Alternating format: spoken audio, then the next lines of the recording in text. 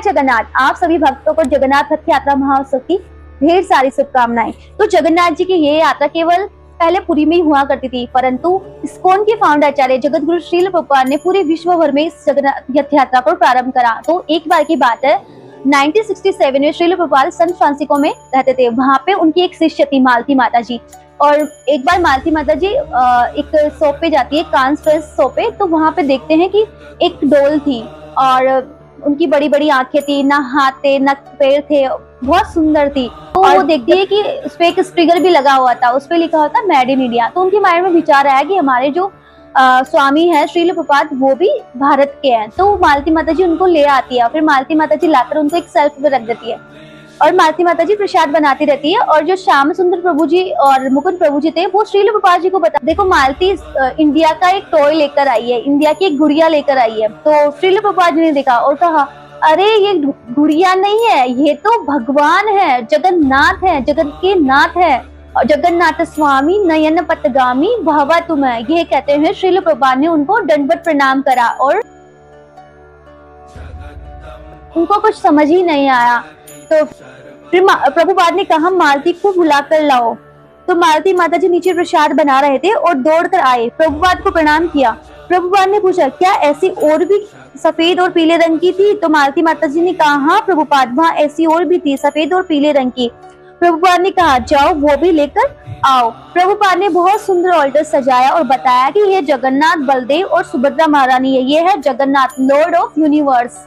फिर प्रभुपाद ने 2000 वर्ष पहले की जो इंद्रद्युम्न महाराज थे उनकी स्टोरी बताते हैं कि कैसे भगवान जगन्नाथ इंद्रद्युम्न महाराज की प्रसन्नता के लिए दारू ब्रह्म यानी कि लकड़ी के विग्रह के रूप में आए।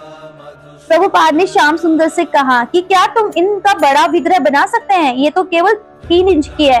तो फिर श्याम सुंदर प्रभु ने बड़े विग्रह बनाए जो कि 3 फीट के थे और उन्होंने बहुत सुंदर विग्रह बनाए थे। और प्रभुपाद जी ने सैन फ्रांसिस्को का नाम बदलकर न्यू जगन्नाथपुरी कर दिया। तो इस्कॉन की हिस्ट्री में पहली बार विग्रह आए और इनकी स्थापना की गई प्रभुपाद जी के द्वारा। दूसरे दिन देखा जगन्नाथ जी मिसिंग थे। प्रभुपाद जी ने कहा, जगन्नाथ जी कहाँ गए? तो उन्होंने कहा कि जगन्नाथ जी को हम गोल्डन गेट पार्क में ले गए, क्योंकि जगन्नाथ जी बहुत बोर हो रहे थे। फिर जगन्नाथ जी प्रभुपाद जी वहां गए तो देखा कि भक्त वहां पे जगन्नाथ जी के सामने कीर्तन कर रहे थे।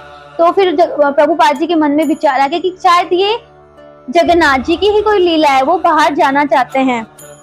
फिर प्रभुपाद ने सभी को बुलाया और समझाया कि हम अपनी मर्जी से इनको बाहर नहीं ले जा सकते, इन्हें हमें पूरी प्रथा के साथ निकालेंगे, क्योंकि ये एक फेस्टिवल बनाया जाता है।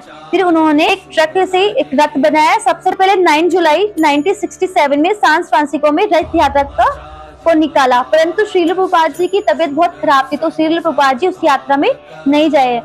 लेकिन उसके बाद हम देखते हैं बैक टू बैक बहुत सारी, अब आज हम देखते हैं कि विश्व भर में जगन्नाथ जी के कई देशों में जगन्नाथ जी की रथ यात्रा निकाली जाती है। जगन्नाथ के नाम को श्रील प्रभुपाद ने सार्थक करा है। इस पर श्रेय केवल श्रील प्रभुपाद जी को ही जाते हैं। प्रभुपाद जी बचपन से ही इस यात्रा के प्रति श्रद्धा रखते थे। बचपन में भी घर पर रथ यात्रा निकालते थे। तो ये भी देखते हैं कि रथ के आगे एक फोटो लगा हुआ होता है, वह जयानंद प्रभु है। उनका रथ यात्रा में बहुत बड़ा योगदान है। वह बहुत मेहनत करके बहुत सुंदर रथ बनाते थे। साथ ही वह प्रसादम, डोनेशन, फूल सजावट के लिए भी सेवा करते थे। और उनका स्वभाव इतना सरल था, वो करते बहुत कुछ, सब कुछ वही थे, परंतु अब उसका श्रेय अन्य भक्त को दे देते थे। तो कुछ श्लोक है जो महाप्रभु रथ यात्रा के दौरान गाते थे। श्रीमद् भागवतम का 10.90.48 श्लोक नंबर जयति जन निवासो। तो और मुकुंदमाला श्रोतम का भी, और मुकुंदमाला श्रोतम का 3rd श्लोक जयति जयति कृष्णो विष्णुवर्ष, ये वाला महाप्रभु गाते थे। दूसरा विष्णु पुराण का है जो हम सभी गाते हैं। नमो ब्राह्मण देवाय गो ब्राह्मण हिताय च जगदिताय कृष्णाय गोविंदाय नमो नमः। और एक है रूप गोस्वामी पदावली से, गोपी भृत्यो पदकमलम दास दास अनुदास। तो ये श्लोक है 4, वो हमें जगन्नाथ रथ यात्रा के दौरान गाने चाहिए। तो इसके अलावा रथ यात्रा की बहुत सारी महिमा बताई गई है। स्कंद पुराण में पुरुषोत्तम क्षेत्र में बताते हैं कि अगर कोई रथ यात्रा में रथे तु वामना दृष्ट्वा पुनर्जन्म न विद्यते, अगर कोई रथ यात्रा के दौरान भगवान जगन्नाथ को रथ पर सवार होते हुए दर्शन कर लेता है तो उसका कभी पुनर्जन्म नहीं होता। और बताया जाता है कि आपने कितने ही पाप क्यों ना करे हो, सारे पाप एक दर्शन मात्र से दूर हो जाते हैं।